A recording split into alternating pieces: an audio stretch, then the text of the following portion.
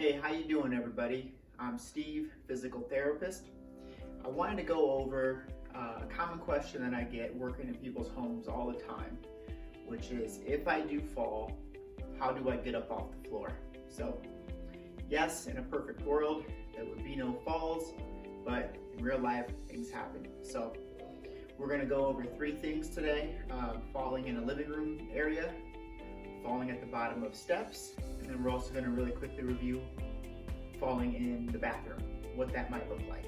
So, of course, every situation is different, but we're going to do our best to try to give you just a couple principles that'll translate to virtually anywhere where you might be. So, first and foremost, if you have a fall, number one thing you can do is just not panic. Don't try to freak out. Especially if you have people in the room with you or they're in the house with you, they're likely to start screaming or they can make a big fuss. Number one thing you can do is to just calm down, relax, and just assess yourself. Do you have any injuries? Do you have a lot of hip pain? Maybe did you fracture a bone? Did you hit your head? Most likely, if those answers are yes and you're in severe pain, call for help. But in a non-emergency style situation, you want to get yourself up off the ground.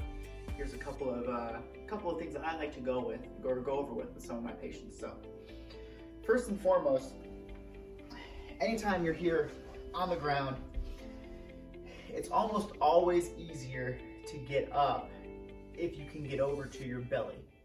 So, a lot of times when I'm working with people in their houses, we will practice just being on their belly or being up on all fours in their bed. So, great thing you can do, you find yourself laying on the ground.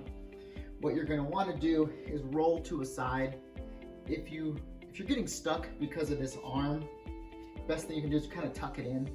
But you're going to want to roll over onto a belly where you can build yourself up. So depending on whichever side you're on, whichever side you feel kind of most comfortable with, or maybe you have to because of the setup, but essentially you want to get over to your belly in one way or the other and build yourself up.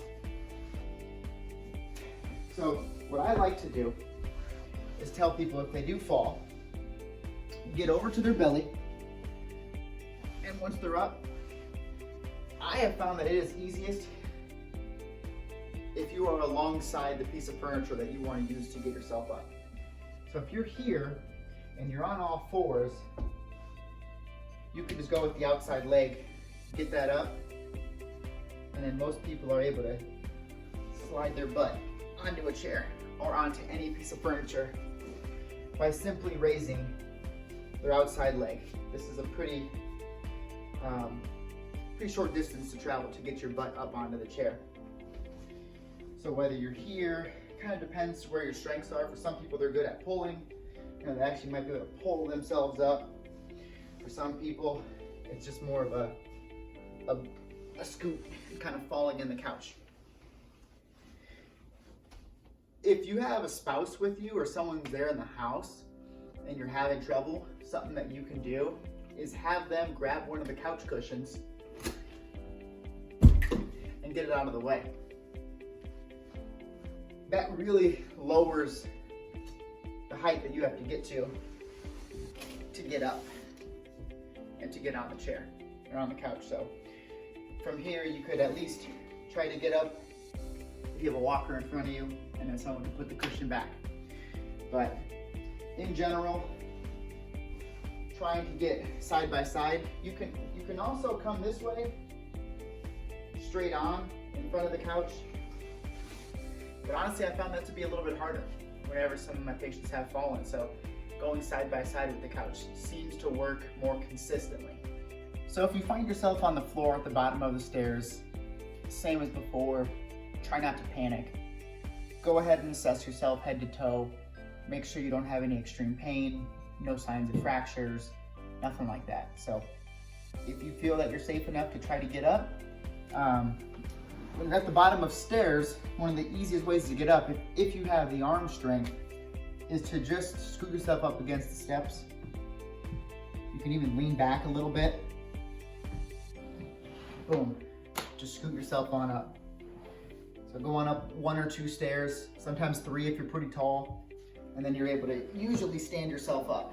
So with this staircase being kind of an L shape down here, I would probably need to go up a couple of these stairs.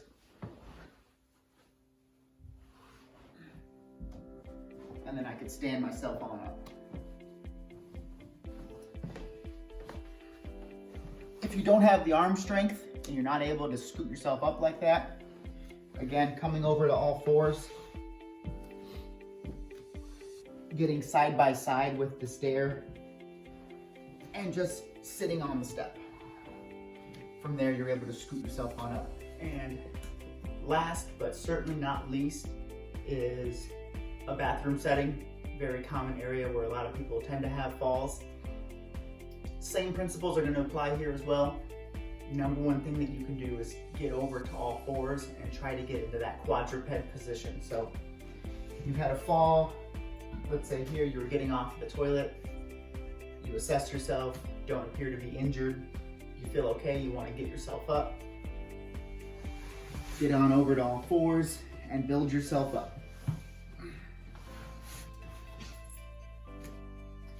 Once you're on all fours, it's about trying to find something such as the vanity to get on up. You could maybe use the toilet itself, push off the commode, get up onto the toilet. And another thing that I've seen used is actually the bathtub itself. So if you're here, you're trying to get up, you could actually push off the bathtub and sit on the edge of the bathtub there. Thanks a lot for checking out our video today, everybody. We appreciate it. If you enjoyed this video, please like and subscribe. We're going to be doing our best to keep delivering content like this for you guys.